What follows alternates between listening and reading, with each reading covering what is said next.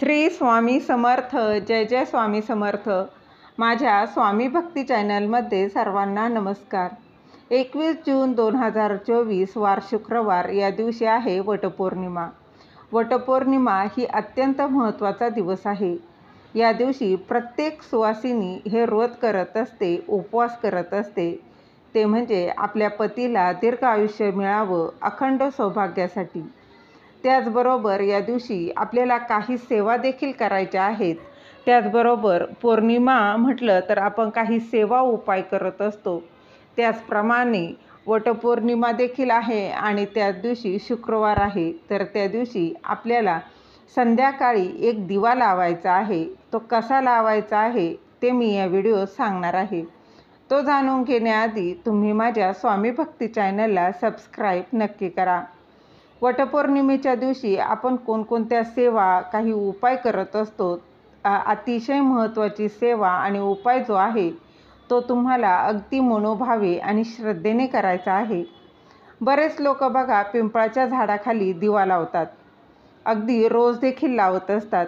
तर काय होतं बघा, पिंपळाच्या झाडाखाली दिवा लावल्यानं आपल्याला जो काही पितृदोष आहे तो कमी होत असतो. पितृदोषाचा जो काही त्रास असतो तो देखील याने कमी होत असतो. कारण पिंपळ वृक्षावर पितरांची छाया असते असं देखील म्हटलं जातं. फक्त अमावस्येच्या दिवशी तुम्ही या पिंपळ वृक्षाखाली दिवा लावू शकता, पण या झाडाला स्पर्श करायचा नसतो. अमावस्येच्या दिवशी पिंपळ वृक्षाच्या खाली दिवा लावला ना तर आपल्या पाठीमागं लागलेला जो काही दोष आहे तो कमी होत असतो. त्या जो काही पितृदोष असतो त्याचा त्रास कमी प्रमाणात होतो. त्याचप्रमाणे पौर्णिमा म्हटलं तर काही आपण उपाय तोडगे करत असतो. त्याचप्रमाणे वटपौर्णिमेच्या दिवशी संध्याकाळी तुम्हाला पिंपळ वृक्षाच्या खाली एक दिवा लावायचा आहे. तुम्ही संध्याकाळी 6 नंतर कधीही हा दिवा लावू शकता. अगदी तुम्हाला जेव्हा वेळ भेटेल ना तेव्हा लावायचा आहे. महिलांनी तर मी सांगते हा दिवा आवर्जून लावा. तर बघा, तुम्हाला शुद्ध तुपाचा एक दिवा लावायचा आहे. तर त्यासाठी तुम्हाला एक पंती घ्यायची आहे आणि त्यामध्ये फुलवात ठेवायचे आहे. त्याचबरोबर बघा, तुम्हाला त्यात तेलाचा वापर करायचा नाही, हे मात्र लक्षात घ्या. तुम्हाला तुपाचाच वापर करायचा आहे. दिव्याची वात कोणत्या दिशेला तर बघा, तुम्ही अर्थात फुलवात ठेवणार आहात म्हटल्यावर त्याची वात ही सरळ वरतीच असणार आहे. नसेल तर दिव्याची वात बघा, तुम्ही फक्त दक्षिण दिशा सोडून कोणत्याही दिशेकडे तुम्ही करू शकता. अशीच पण तुम्ही फुलवातच ठेवणार आहात म्हटल्यावर ती सरळ असेल. यानंतर एक आसन घ्यायचं आहे. त्या आसनावर तुम्ही बसायचं आहे आणि हा दिवा ठेवताना देखील थोडे आधी तांदूळ किंवा तुम्ही फुलाच्या पाकळ्या देखील टाकू शकता, त्या ठेवायच्या आहे आणि त्यावर तो दिवा ठेवायचा आहे. एका आसन घेऊन तुम्ही त्यावर तिथे बसायचं आहे. पिंपळाच्या झाडाखाली बसून हा दिवा विष्णू सहस्रनामाचं पठण देखील करायचं आहे.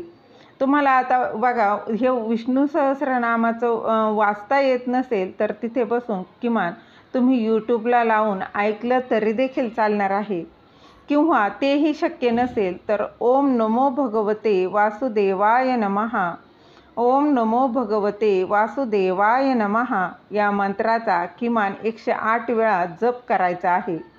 जर तुम्हाला विष्णू सहस्रनाम वाचता येत असेल तर अतिशय उत्तम. नसेल तर हा मात्र नक्की उपाय करा. ओम नमो भगवते वासुदेवाय नमः या मंत्राचा जप नक्की करा. तर ही सेवा केल्यानं माता लक्ष्मी व श्रीहरी विष्णू प्रसन्न होणार आहेत.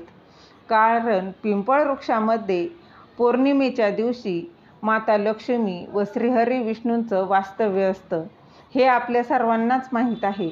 माता लक्ष्मी ही अतिशय चंचल असते, हे सर्वांना माहीत आहे. ती आज इथे तर उद्या तिथे अशी असते. पण जिथे जिथे भगवान श्रीहरी विष्णूंची पूजा केली जाते, सेवा केली जाते, त्या घरातून माता लक्ष्मी कधीही जात नाही. कारण माता लक्ष्मीला विष्णूंची सेवा अतिशय प्रिय आहे. म्हणून या दिवशी, वटपौर्णिमेच्या दिवशी तुम्हाला पिंपळ वृक्षाखाली एक दिवा लावायचा आहे आणि विष्णू सहस्रनामाचं पठण देखील करायचं आहे. याने तुमच्यावर माता लक्ष्मी व श्रीहरी विष्णूंचा आशीर्वाद तुमच्यावर राहणार आहे. अनेक अडकलेली कामं तुमचे मार्गी लागतील. पैसे नसेल ना तर बघा, कधी कधी इच्छा आहे, टॅलेंट देखील आहे, मेहनत करायची तयारी असेल तरी देखील ही पैसा नाही म्हणून ही कामं होत नाही. लक्ष्मी प्राप्तीसाठी तुम्ही हा उपाय करू शकता. त्याचबरोबर तुम्ही ती प्राप्त झालेली लक्ष्मी स्थिर राहण्यासाठी हा उपाय करू शकता.